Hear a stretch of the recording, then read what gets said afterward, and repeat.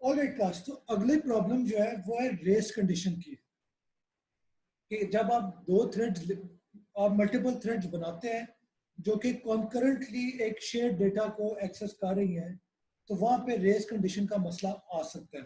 ठीक है, एग्जांपल है, लेट सपोज आपके जो भी थ्रेड्स हैं, जो भी गो रूटीन्स हैं, उसमें लेट सपोज एक लाइन ऑफ कोड है जो कि i is equal to i plus one कर रही है, यानी आई एक शेड वेरिएबल है, तो i is equal to i plus one किया जा रहा है। प्रॉब्लम कहाँ पे आती है कि जब आप गो लैंग में कोड लिखते हैं तो वो तो आपको एक लाइन नजर आ रहा है, पर एक्चुअली जब आप इसे मशीन कोड की टर्म में देखेंगे तो ये एक लाइन नहीं है। सबसे पहले रीड आई एग्जीक्यूट होता है, उसके बाद इंक्रीमेंट आई एग्जीक्यूट होता है, यानी आई की जो वैल्यू रीड की है उसे इंक्रीज बाय वन कर दो, और उसके बाद राइट आई होता है, यानी इस वैल्यू को वापस राइट बैक कर दो।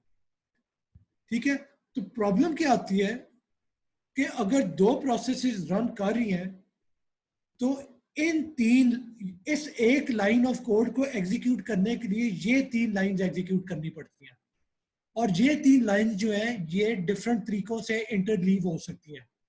यानी पहला एग्जांपल है, लेट सपोज कि प्रोसेस ए और प्रोसेस बी रन कर रहे हैं, तो एक एग्जीक्यूशन सिनेरियो होगा कि ए रीड आई एग्जीक्यूट होता है, फिर ए का इंक्रीमेंट आई एग्जीक्यूट होता है, फिर ए का राइट आई एग्जीक्यूट होता है, उसके बाद बी का रीड आई एग्जीक्यूट होता है, फिर बी का इंक्रीमेंट आई एग्जीक्यूट होता है, और फिर बी का राइट आई एग्जीक्यूट होता है।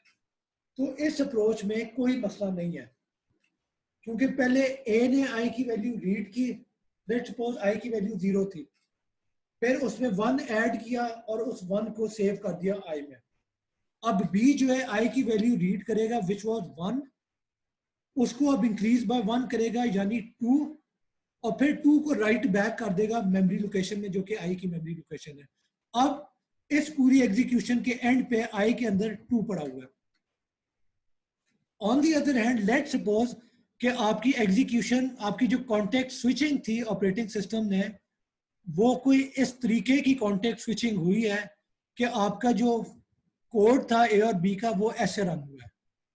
पहले ए का रीड आई एग्जीक्यूट हुआ, फिर कॉन्टेक्ट स्विच हुआ, बी का रीड आई एग्जीक्यूट हुआ, फिर कॉन्टेक्ट स्विच हुआ, ए ने इंक्रीमेंट आई किया।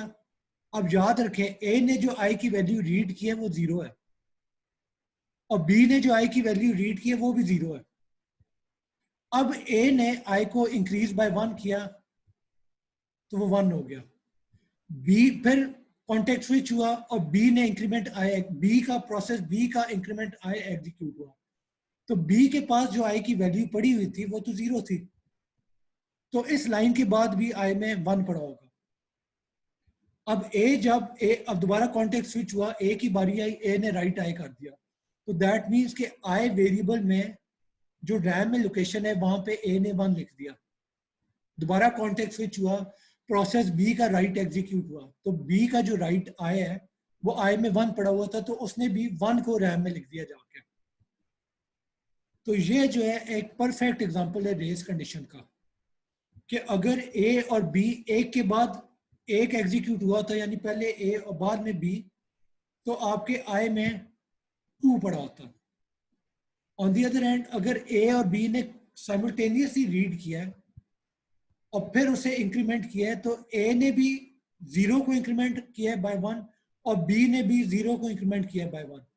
तो अब ए और बी जो है अगर उसे राइट बैक करते हैं रैम में तो वो 1 राइट करेंगे, जबकि जो सही रिजल्ट था वो तो 2 होना चाहिए था। तो ये क्लास इस चीज को रेस कंडीशन कहते हैं। और आप डेटा बेसिस का अगर एग्जांपल लें, तो अगर दो लोगों ने एक ही बैंक अकाउंट में वैल्यू रीड करके उसमें कुछ ऐड किया है, तो मसला क्या होगा, अकाउंट में 1 करोड़ रुपया पड़ा हुआ है, उसमें ए ने भी 100 ऐड किया, बी ने भी 100 ऐड किया है, तो असूली तौर पे 1 करोड़ 200 रुपया ऐड होना चाहिए।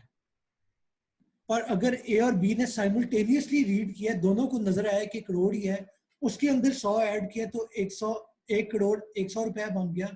अब उस चीज को राइट बैक किया है, तो ये वैल्यू तो ठीक नहीं है ना, तो वो बैंक अकाउंट में होना चाहिए था 1 करोड़ 200 रुपया। पर अब बैंक अकाउंट में पड़ा होगा 1,01,00,000 रुपए। तो इस प्रॉब्लम को कैसे एड्रेस किया जाता है? तो उसका सोल्यूशन है आप म्यूटेक्स इस्तेमाल करते हैं। यानी इस एग्जांपल में आ जाए, आपने एक वेरिएबल डिक्लेयर किया आई ऑफ टाइप इंटीजर और इसे इनिशियलाइज टू 0 कर दिया। ये बेसिकली वेरिएबल है शेयर्ड, जिसको प्रोसेस ए और बी दोनों रीड और राइट करना चाह रहे हैं। फिर आप एक वेरिएबल डिक्लेयर करते हैं, उसका नाम म्यूट रखा है और उसकी टाइप जो है सिंक डॉट म्यूटेक्स है।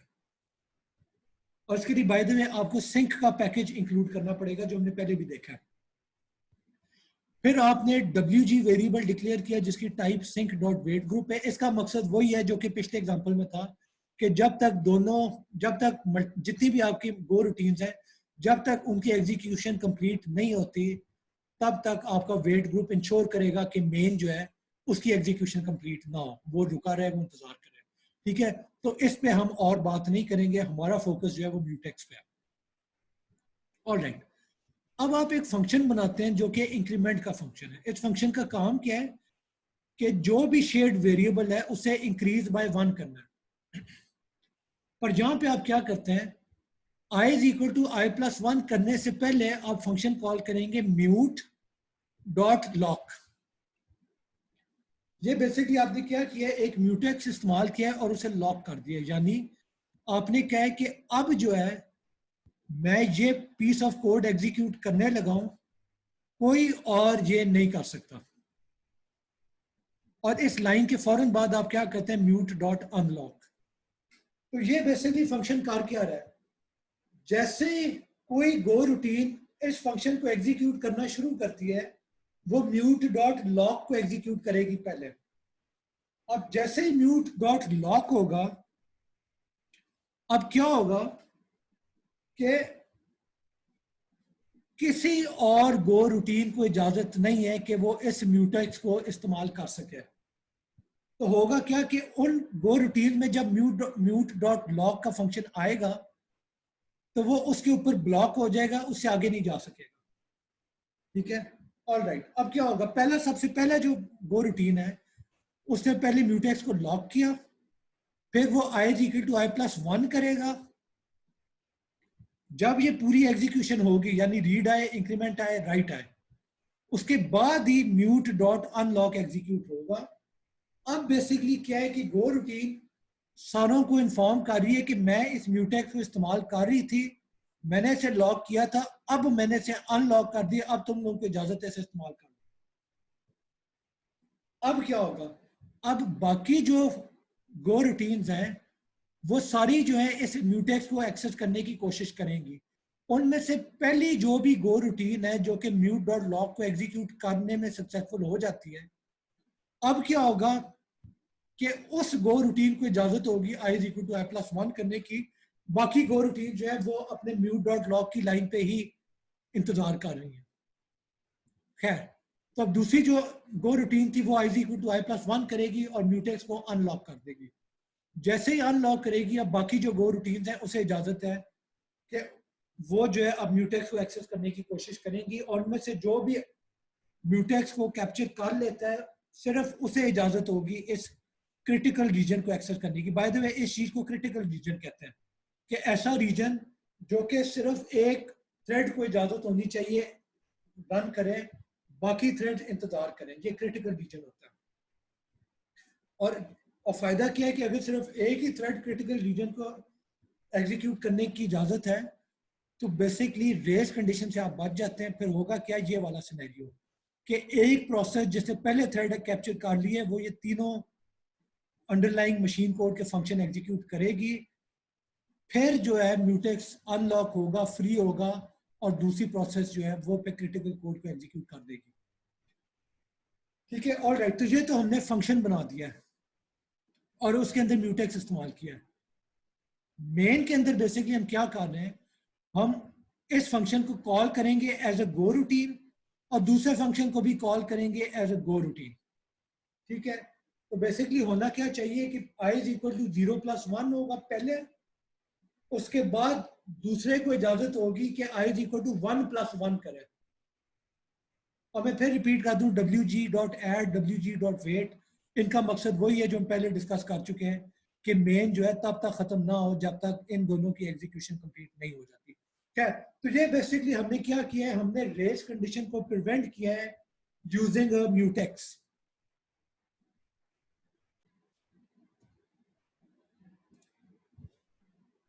ठीक है, अब अगली एक कॉन्करेंसी की मेजर प्रॉब्लम होती है कि इनिशियलाइजेशन कैसे करनी है। यानी अगर आपने मल्टीपल थ्रेड्स बनाई हैं और आप चाहते हैं कि वो सारी की सारी थ्रेड जो है वो अगर कोई शेयर्ड वेरिएबल है तो उसे उसे सिर्फ एक दफा इनिशियलाइज करें, ये ना हो कि हर थ्रेड ही उसे इनिशियलाइज करने में लग जाए। और फिर प्रॉब्लम क्या होगी, एक थ्रेड ने उसे इनिशियलाइज करके उसकी वैल्यू को चेंज किया है, दूसरी थ्रेड एग्जीक्यूशन स्टार्ट करने से पहले दोबारा उसे इनिशियलाइज टू जीरो कर देती है, तो ये तो आपका सारा जो है कोड ही अपसेट हो गया। तो इस इनिशियलाइजेशन की प्रॉब्लम को एड्रेस करने का तरीका ये होता है कि आप वंस अगेन सिंक पैकेज इस्तेमाल करते हैं और उसके अंदर वंस का फंक्शन होता है। ठीक है, तो आप एक वेरिएबल डिक्लेयर करते हैं ऑन, सॉरी वंस का फंक्शन, ये वंस की टाइप है। आप एक वेरिएबल डिक्लेयर करते हैं, उसका नाम आपने ऑन रख दिया, उसकी टाइप जो है सिंक डॉट वंस है।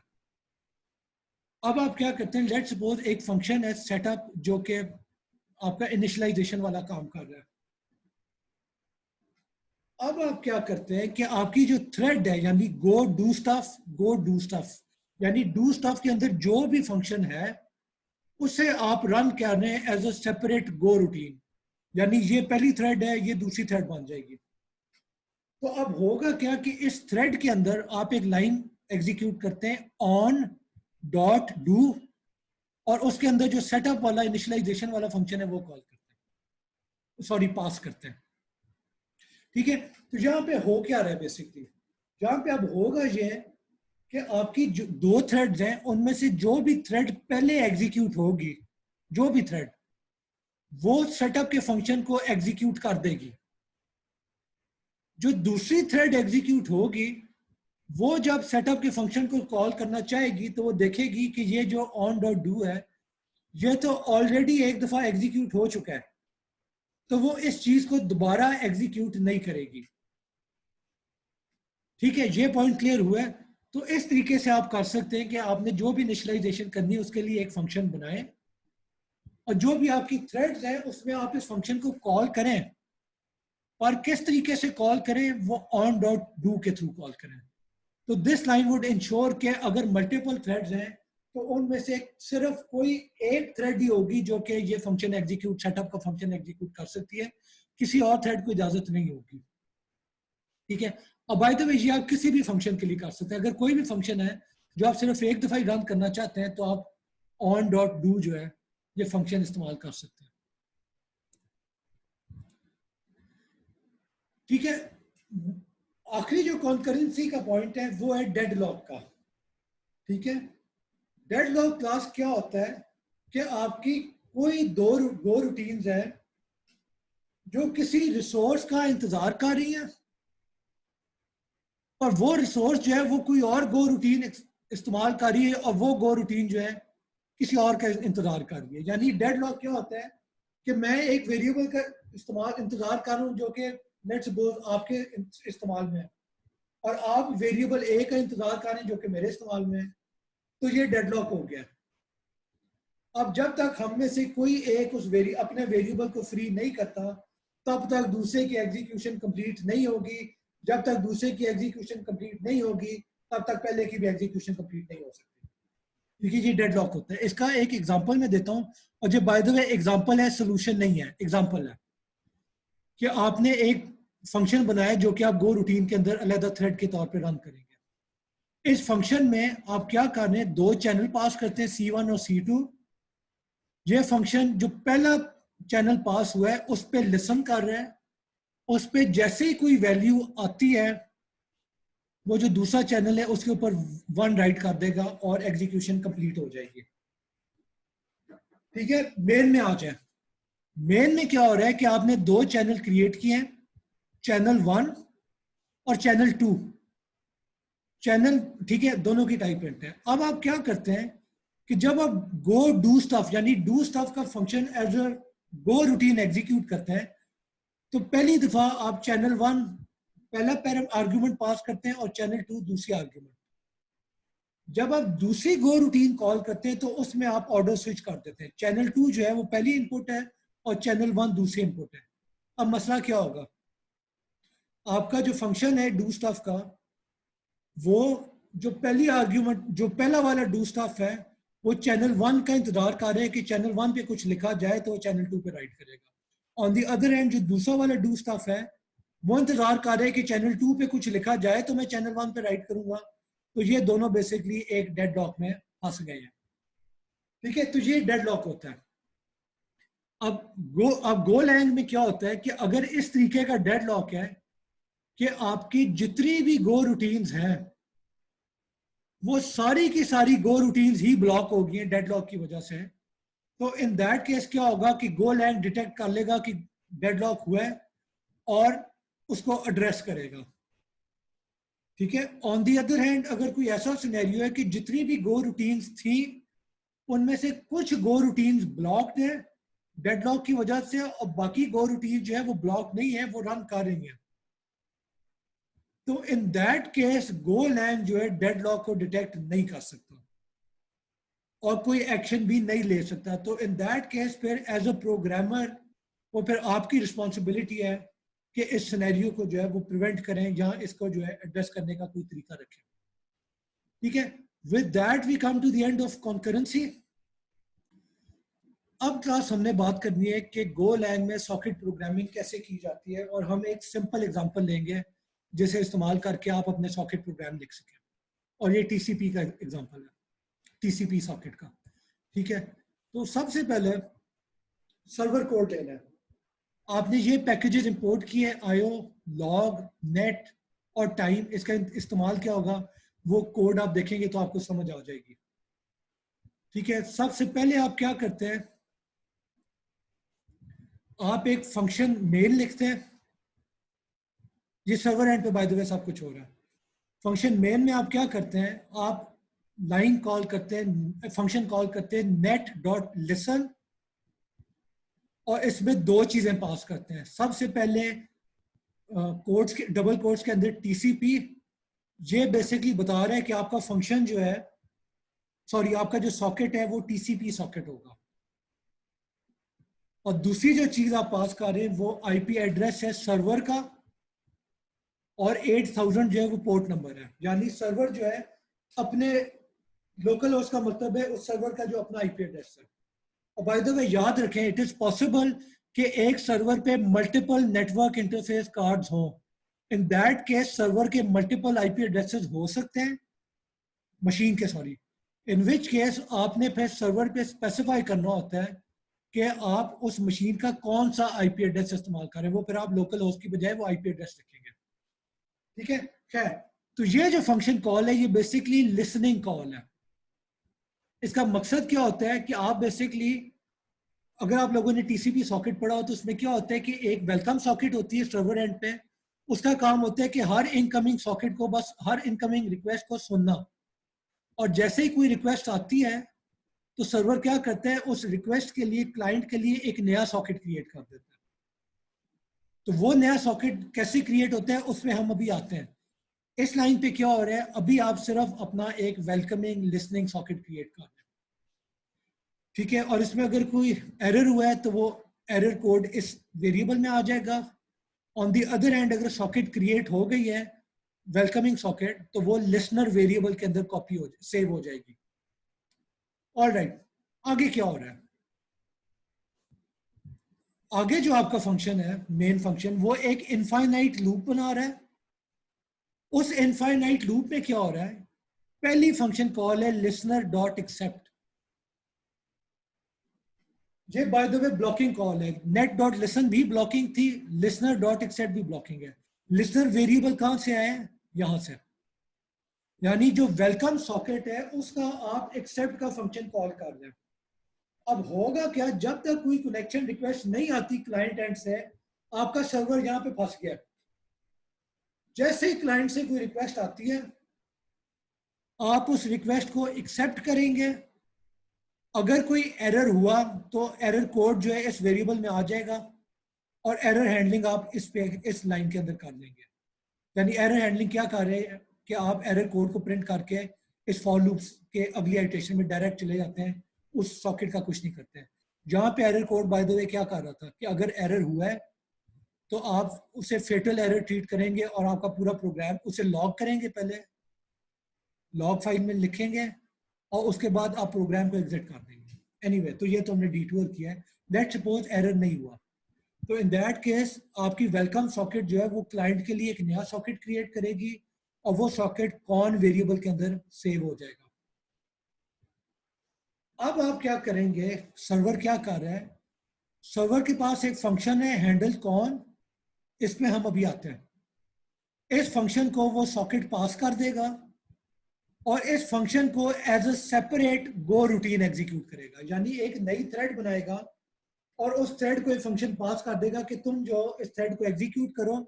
In the mean time server की जो थ्रेड थी वो वापस अगली आइटरेशन पे आएगी और इस लाइन पे आके इंतजार करेगी कि जब तक कोई नई क्लाइंट रिक्वेस्ट नहीं आती, सर्वर के जो मेन थ्रेड है वो अब यहाँ पे इंतजार कर रहा है। जैसे ही नई रिक्वेस्ट आती है वो नया सॉकेट बनेगा और उस सॉकेट को लिए एक नया थ्रेड बना के उसे वो नया सॉकेट पास कर देगा। तो ये बेसिकली सर्वर एंड पे हो रहा है। एनीवे तो हैंडल कनेक्शन का फंक्शन क्या कर रहा है इसकी हम अभी डिटेल में नहीं गए।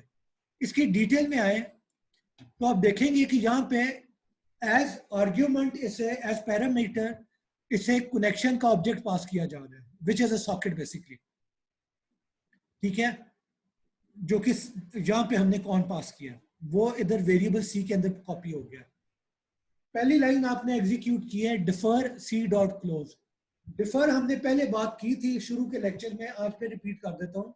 डिफर बेसिकली क्या करता है कि आप कह देते हैं कि ये फंक्शन हमने एग्जीक्यूट करना है, पर कब करना है, बिल्कुल एंड पे, यानी जब हैंडल कौन जो है इसका फंक्शन खत्म हो जाएगा, जहां तो नॉर्मल एग्जीक्यूशन के तरीके से खत्म या फिर क्रैश करने के तरीके से, दोनों केसेस में चाहे क्रैश करे चाहे नॉर्मल एग्जीक्यूशन पे खत्म हो, आपने एंड पे सी डॉट क्लोज का फंक्शन कॉल करना है, अपने सॉकेट को क्लोज करना है। और इसका फायदा क्या है, अगर आपने सॉकेट ओपन कर दिया और वो क्लोज नहीं की तो सॉकेट जो है, नंबर ऑफ सॉकेट आपके पास लिमिटेड होती है। अगर सारी सॉकेट यूज अप होगी और आपने क्लोज नहीं की तो अब नई क्लाइंट रिक्वेस्ट आएगी तो उसके लिए सॉकेट नहीं बन सकती है। इसीलिए you have to make sure कि जब भी सॉकेट को आपने फर्दर इस्तेमाल नहीं करना तो आप उसे क्लोज कर दें। एनीवे अगली लाइन पे क्या हो रहा है, अब ये ऑब्जेक्ट क्या कर रहा है, एक इनफाइनाइट लूप है। उस लूप में क्या कर रहा है, एक ऑब्जेक्ट बना रहा है IO dot right string, sorry इस फंक्शन को इस्तेमाल कर रहे हैं आईओ पैकेज के राइट स्ट्रिंग फंक्शन को, और इसके अंदर क्या चीज पास कर रहा है, सबसे पहले जो कनेक्शन ऑब्जेक्ट था वो पास कर रहा है। यानी बेसिकली क्या है कि आपने कनेक्शन ऑब्जेक्ट को एक स्ट्रिंग राइटर के साथ जोड़ दिया है। अब आप स्ट्रिंग राइटर में जो भी स्ट्रिंग लिखेंगे वो स्ट्रिंग कनेक्शन ऑब्जेक्ट के अंदर लिखा जाएगा, और कनेक्शन ऑब्जेक्ट क्या करेगा कि उसके बफर में जो भी चीज लिखी गई है वो उसको टीसीपी का पैकेट बना के सर क्लाइंट तक भेज देगा, जो दूसरे एंड पे है सॉकेट के, उसे ट्रांसमिट कर देगा। ठीक है, तो ये लाइन बेसिकली ये कर रही है। मैं फिर रिपीट कर दूं, आईओ डॉट राइट स्ट्रिंग जो है बेसिकली एक राइटर ऑब्जेक्ट है जो कि कनेक्शन ऑब्जेक्ट सी के अंदर डेटा राइट कर रहा है। कौन सा डेटा राइट कर रहा है, time dot now dot format this. ये बेसिकली क्या करता है कि करंट टाइम जो है उस टाइम को इस फॉर्मेट के अंदर लिखता है और उसका एक स्ट्रिंग ऑब्जेक्ट बना देता है। By the way format change भी कर सकते हैं पर उसकी डिटेल में मैं नहीं गया, मैंने सिर्फ ये स्ट्रिंग फॉलो किया। इसमें आप डेट वगैरह भी डाल सकते हैं आई थिंक, पर let's leave that for now. तो होगा क्या कि टाइम ऑब्जेक्ट जो है वो करंट टाइम इस फॉर्मेट में लेगा, उसका एक स्ट्रिंग बनाएगा और उस स्ट्रिंग को कहां पे राइट करेगा, जो हमने कनेक्शन ऑब्जेक्ट पास किया है उसके बफर में। That's it. तो वो बफर क्या करेगा कि अगर तो एरर नहीं हुआ तो उस डेटा को पैकेट बना के ट्रांसमिट कर देगा क्लाइंट को। अगर एरर हुआ है तो बाहर निकल जाएगा, वरना क्या होगा, अगली लाइन पे आ जाएगा और आपका जो सर्वर है वो 1 सेकंड के लिए स्लीप में चला जाएगा, सॉरी सर्वर नहीं, ये फंक्शन, यानी अब वो 1 सेकंड के लिए कुछ नहीं करेगा। 1 सेकंड के बाद वो अगली आइट्रेशन में जाएगा क्योंकि इनफाइनाइट लूप है, और फिर उस वक्त जो टाइम है उस टाइम को दोबारा कनेक्शन ऑब्जेक्ट का जो बफर है उसमें कॉपी कर देगा, और कनेक्शन ऑब्जेक्ट क्या करेगा, उस डेटा को एक पैकेट में, टीसीपी के पैकेट में राइट करके क्लाइंट को ट्रांसमिट कर देगा। क्लास ये हमारी सारी की सारी क्लाइंट सॉरी सर्वर की लॉजिक है। जहां पे एक बात याद रखें, अगर हमने यहां पे गो रूटीन इस्तेमाल ना की होती तो क्या होना था, हैंडल कॉन का फंक्शन कॉल होता, और जब तक वो फंक्शन कंप्लीट नहीं होता तब तक कोई और फंक्शन हैंडल कॉन का एग्जीक्यूट नहीं हो सकता था। और क्योंकि हमने गो रूटीन इस्तेमाल किए तो अब फायदा क्या हो रहा है कि आपके जितने भी कनेक्शन रिक्वेस्ट आ रही हैं उन सारों के लिए एक अलहदा थ्रेड बन रहा है जो कि अलहदा एग्जीक्यूट हो रहा है, और वो एक दूसरे को साथ इंटरफेयर नहीं कर रहे। एक थ्रेड बना है तो वो अपने क्लाइंट को टाइम लिखी जाएगा, दूसरा थ्रेड क्रिएट हुआ है तो वो दूसरा अपने क्लाइंट को टाइम लिखी जाएगा हर सेकंड के बाद। पर अगर गो रूटीन ना होती तो सिर्फ पहला क्लाइंट जो है उसे इजाजत, सॉरी पहला क्लाइंट जो है सर्वर सिर्फ उसे ही टाइम लिख के दे रहा होता, बाकी क्लाइंट जो है उन्हें इंतजार करना पड़ता कि पहला क्लाइंट जो है वो खत्म हो फिर हमारी बारी आएगी। ठीक है, तो अभी इस पे वापस आते हैं। अब जरा क्लाइंट का कोड देख लें।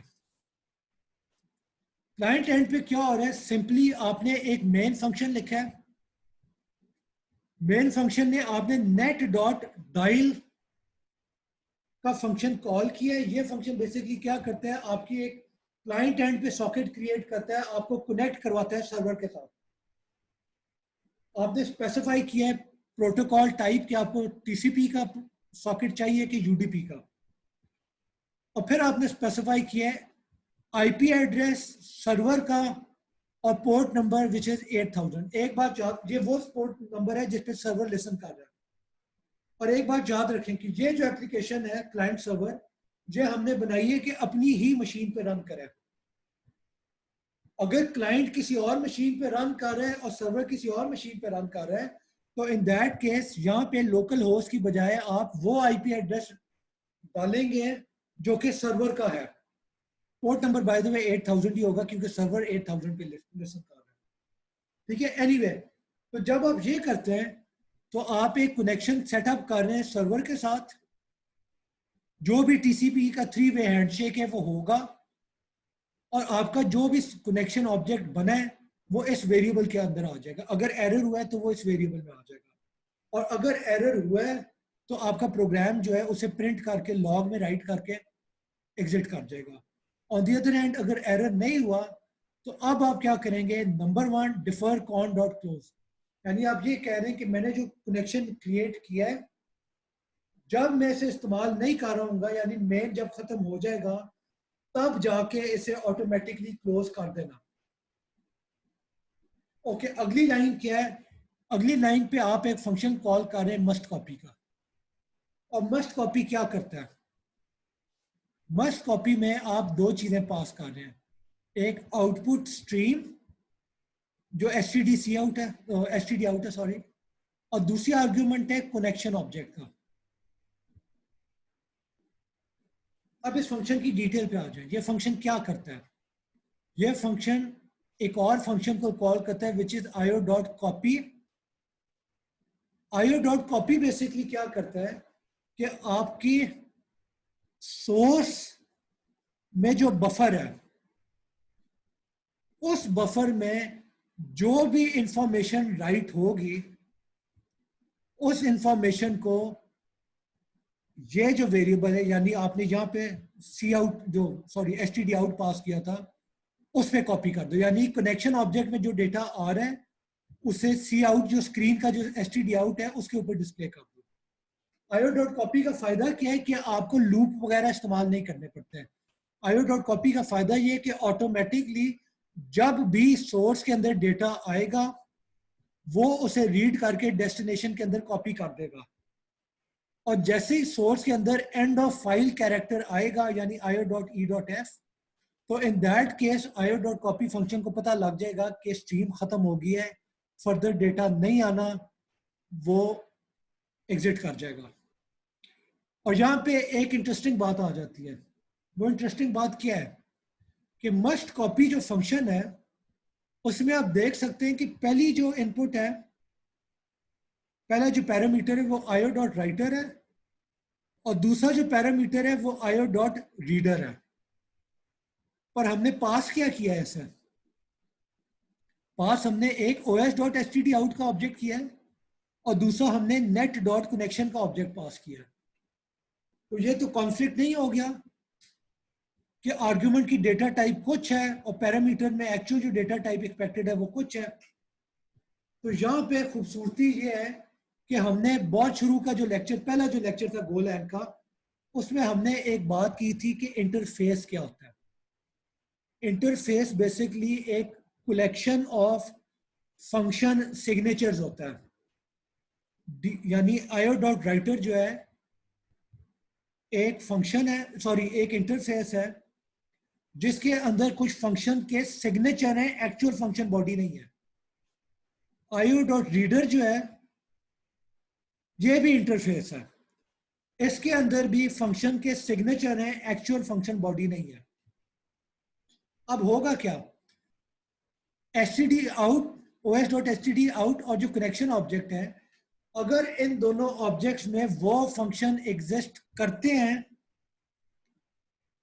जो फंक्शन इन दो इंटरफेसेस में, यानी इन दो इंटरफेसेस में जितने भी फंक्शन हैं सिग्नेचर, अगर वो सारे के सारे std out और कॉन के अंदर एग्जिस्ट करते हैं, तो इसका मतलब है कि ये दो ऑब्जेक्ट्स जो है ये इस इंटरफेस को, इन इंटरफेसेस को इंप्लीमेंट कर रहे हैं।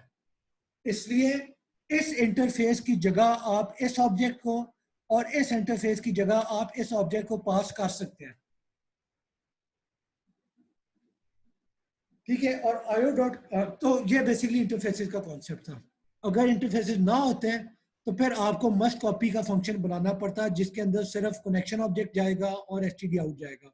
अगर इन्हें चेंज करना है तो फिर आपको कोई नया कॉपी का फंक्शन बनाना पड़ता है, यानी कोई डिफरेंट टाइप ऑफ ऑब्जेक्ट के लिए आपने मस्ट कॉपी बनाना है तो फिर उसके लिए एक अलग मस्ट कॉपी का फंक्शन बनाना पड़ता है। पर इंटरफेसेस आपकी जिंदगी आसान कर देते हैं और एक ऑब्जेक्ट, एक फंक्शन ही है, वो हर डिफरेंट ऑब्जेक्ट के लिए वर्क कर सकता है। ठीक है क्लास, तो ये बेसिकली आपका क्लाइंट का कोड है। ऑलराइट क्लास, अगला कॉन्सेप्ट है टाइम आउट्स का, और इस टाइम आउट के अंदर हम एक और चीज भी देखेंगे, एक और कॉन्सेप्ट एक्सप्लोर करेंगे विच इज एनोनिमस फंक्शन। ठीक है, तो इसमें आते हैं, यहाँ पे क्या हो रहा है, आपने फंक्शन मेन कॉल किया है, इसमें आप एक चैनल क्रिएट कर रहे हैं C1 और इसका बफर साइज 1 है, यानी इसमें एक ही चीज आप रीड करेंगे।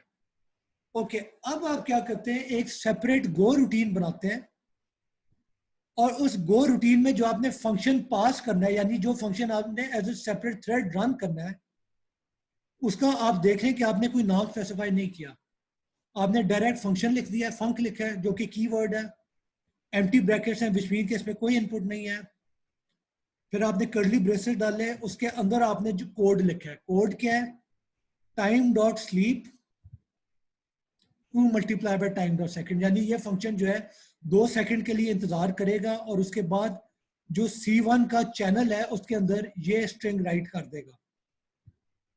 ठीक है, और ये बाय द वे ये इसकी टाइप जो है चैनल की वो स्ट्रिंग थी। और फिर आपने कर्ली ब्रेसेस के एंड पे एम्प्टी राउंड ब्रैकेट बना दी। ये चीज बेसिकली स्पेसिफाई करती है सबसे पहले कि आपका जो फंक्शन है अनोनिमस फंक्शन है, इसका कोई नाम नहीं है। ठीक है, और उसका यूज क्या है कि आपने नाम के बगैर ही एक फंक्शन स्पेसिफाई कर दिया है और उसे जो है गो रूटीन में पास कर दिया, इसको नाम देना लाजमी नहीं था, इसे अलहदा से आपने क्रिएट नहीं किया, आपने एक फंक्शन मेन के अंदर ही इस फंक्शन को क्रिएट कर दिया, इसकी आपको इजाजत है। इसका सिंटैक्स क्या होता है, फंक लिखें जो कि कीवर्ड है, फिर ब्रैकेट के अंदर जो भी पैरामीटर लिस्ट है आप पास करें जैसे नॉर्मल फंक्शन की होती थी, फिर राउंड ब्रैकेट के अंदर जो भी रिटर्न टाइप है, जितनी भी रिटर्न टाइप्स हैं जो रिटर्न लिस्ट होती है बेसिकली वो आप यहाँ पे स्पेसिफाई करते हैं। अंदर आपका कोड होगा, जो भी फंक्शन का कोड है, फिर आप कर्ली ब्रेसेस क्लोज करेंगे और एम्प्टी राउंड ब्रैकेट डाल देंगे जो कि स्पेसिफाई कर रहे हैं कि this is an anonymous function, इसका कोई नाम नहीं है। ठीक है, तो ये तो एक कॉन्सेप्ट हो गया। दूसरा कॉन्सेप्ट टाइम आउट्स का है। ठीक है, टाइम आउट कैसे इस्तेमाल करते हैं? तो बेसिकली ये जो फंक्शन आपने आपने एज अ थ्रेड क्रिएट किया है, सेपरेट थ्रेड एग्जीक्यूट किया, ये बेसिकली क्या कर रहा है, ये 2 सेकंड तक इंतजार करने के बाद अपने चैनल के अंदर रिजल्ट 1 लिख के खत्म हो जाएगा।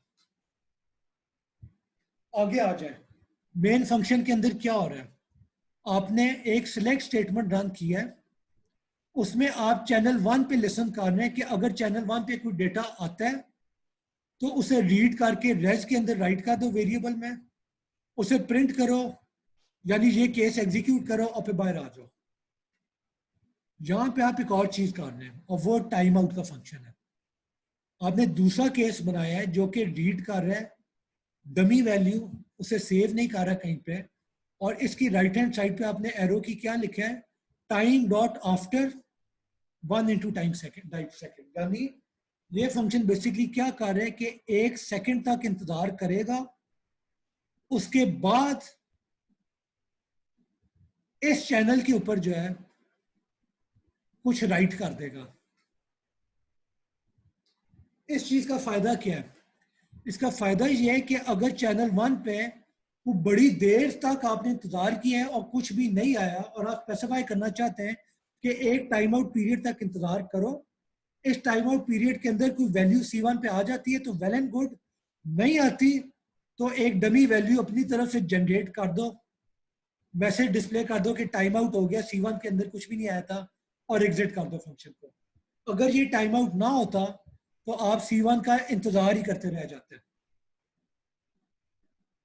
और जहां पे अगर मैं 2 into टाइम डॉट सेकेंड के बजाय टाइम डॉट आवर कर देता तो आप 1 घंटे तक इस चैनल पे रीड ही करते रहते हैं। तो इन सिनेरियो से बचने के लिए आप क्या करते हैं कि आप एक डिफॉल्ट केस डाल देते हैं जिसमें आप टाइम डॉट आफ्टर एग्जीक्यूट कर देते हैं कि वो टाइमर स्टार्ट हो जाते हैं। अब जैसे ही वो टाइमर कंप्लीट होगा वो केस एग्जीक्यूट होगा और इसकी बॉडी में आप जो है एग्जिट से रिलेटेड जो भी फंक्शनैलिटी डालना चाहते हैं आप डाल सकते हैं। ठीक है, nearing the end class, thank you for being with me. Second last concept है कमांड लाइन आर्ग्यूमेंट्स का। तो आप जब भी कोई प्रोग्राम लिखते हैं तो आपको एक चीज होती है कि आपने अगर कमांड लाइन से प्रोग्राम एग्जीक्यूट कर रहे हैं तो आप उसे कोई इनपुट पैरामीटर भी पास कर सकते हैं। यानी अगर आपने डॉस इस्तेमाल किया तो उसमें एक ट्रेस राउट का फंक्शन होता है, ट्रेस राउट के साथ जो है आप स्पेसिफाई करते हैं URL, और वो जो है उस URL को पास कर देते हैं ट्रेस राउट के फंक्शन में, और वो फंक्शन जो है उसका जो है पूरा पाथ रिटर्न कर देता है। यहाँ पर आपका एक कॉपी का फंक्शन होता है जिसे आप फाइल का नाम डाल स्पेसिफाई करते हैं एज इनपुट, तो वो फाइल का नाम जो है कॉपी के प्रोग्राम को पास होता है और उस नाम के मुताबिक वो प्रोग्राम जो है उसे कॉपी कर देते हैं। तो ये यानी कुछ मैंने एग्जांपल दिए हैं कमांड लाइन आर्ग्यूमेंट्स के। ठीक है, तो होता क्या है कि अगर आपने उन आर्ग्यूमेंट्स को प्रोग्राम के अंदर यूज करना है तो उसका सिंपल तरीका क्या है, आप एक OS को इंपोर्ट करें पैकेज को। अगर आप os.args आर्ग्स कॉल करते हैं तो बेसिकली क्या होगा, इस वेरिएबल यानी आर्ग्स विद प्रॉग, इसमें प्रोग्राम का नाम आ जाए, ये बेसिकली एक अरे बन जाए, एक स्लाइस बन जाएगा या अरे बन जाएगा। उसका पहला आइटम क्या होगा, प्रोग्राम का नाम, और उसके अगले आइटम जो होंगे वो उस प्रोग्राम को आपने जितनी भी इनपुट्स पास की हैं वो उस अरे के अंदर सेव होती जाएंगी। पहली इनपुट जो है अरे के दूसरे सेल में आएगी क्योंकि पहले सेल में जो है वो प्रोग्राम का नाम है, जो दूसरी इनपुट है वो अरे के तीसरे सेल में आएगी, and so on and so fourth. On the other hand अगर आपको प्रोग्राम का नाम नहीं चाहिए, आपको सिर्फ और सिर्फ प्रोग्राम को जो इनपुट्स पास हुई है वो चाहिए, तो आप क्या करेंगे, आपने अरे क्रिएट किया है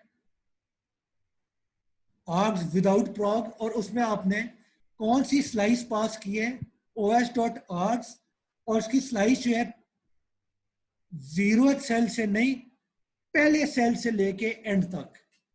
यानी बेसिकली आप कह रहे हैं कि जो अरे था उसका जो पहला सेल है उसे इग्नोर कर दो, बाकी जो सेल है वो सेव कर दो। तो इस तरीके से क्लास आपको जो है, आप किसी भी प्रोग्राम की कमांड लाइन आर्गुमेंट को प्रोग्राम के अंदर रीड कर सकते हैं। अब इसे इस्तेमाल कैसे करना है, मैंने तो उसे प्रिंट लाइन ही किया है, आपकी मर्जी होती है कि आप उसके साथ क्या करना चाहते हैं। ठीक है, ऑलराइट। अब आखिरी जो कॉन्सेप्ट है वो है पैनिक का। तो पैनिक क्या होता है बेसिकली कि आप अपने प्रोग्राम में स्पेसिफाई कर देते हैं कि एक पैनिक का ऑब्जेक्ट होगा फंक्शन, और उसमें आपने ये स्ट्रिंग पास कर दी which is the error message. अब क्या होगा कि अगर कहीं पे भी प्रोग्राम में कोई एरर होता है, यानी फॉर एग्जांपल आपने फाइल क्रिएट की है और वो फाइल नहीं क्रिएट की हो सकी, तो आप क्या करेंगे, आप उसके एरर बॉडी में जाके पैनिक का फंक्शन कॉल करेंगे और उसमें एरर कोड पास कर देंगे। तो होगा क्या कि बेसिकली पैनिक क्या करेगा, स्क्रीन के ऊपर डिस्प्ले कर देगा अ प्रॉब्लम, एरर कोड, और आपका जो है वो फोर्स्ड शट डाउन कर देगा आपके प्रोग्राम का। ठीक है, तो ये बेसिकली पैनिक का कॉन्सेप्ट है। और क्लास आई एम सॉरी, आखिरी जो स्लाइड है वो ये है कि अगर आप एक प्रोग्राम से किसी और प्रोग्राम को रन करना चाहते हैं तो उसका क्या तरीका होता है। उसका सिंपल तरीका है, आप os/execs की के पैकेज को इंक्लूड करें। ठीक है, अब फंक्शन मेन जो है उसमें आप क्या करते हैं, लेट सपोज exec.command, और उसके अंदर जो भी कमांड लाइन आर्ग्यूमेंट थी वो आप डाल देते हैं, यानी cmd। बेसिकली मैं क्या करना चाहता हूं, मैं कमांड लाइन जो है उसको रन करना चाहता हूं। अब क्या होगा, ये जो कमांड है ये पूरी की पूरी कमांड इस ऑब्जेक्ट के अंदर सेव हो जाएगी, एग्जीक्यूट नहीं होगी। एग्जीक्यूट करने के लिए आप क्या करेंगे, cmd जो कि ऑब्जेक्ट था डॉट आउटपुट। तो आउटपुट क्या करेगा कि इस कमांड के ऑब्जेक्ट में जो भी कमांड पड़ी हुई थी उसको एग्जीक्यूट करेगा। उसकी जो पूरी एग्जीक्यूशन कंप्लीट होगी तो जो भी आउटपुट थी, जो भी कमांड लाइन पे फॉर एग्जांपल प्रिंट होना था, तो वो सारी की सारी आउटपुट जो है वो इस वेरिएबल के अंदर सेव हो जाएगी। अब आप जब इस वेरिएबल को प्रिंट आउट करेंगे after converting it to string, तो जो भी आउटपुट थी वो आपको स्क्रीन पे नजर आ जाएगी। यानी इन दिस एग्जांपल अगर मैंने cmd को रन किया है, ये बाय द वे आप अपने विंडोज में cmd रन करना, आपको समझ आ जाएगी कि cmd क्या करता है।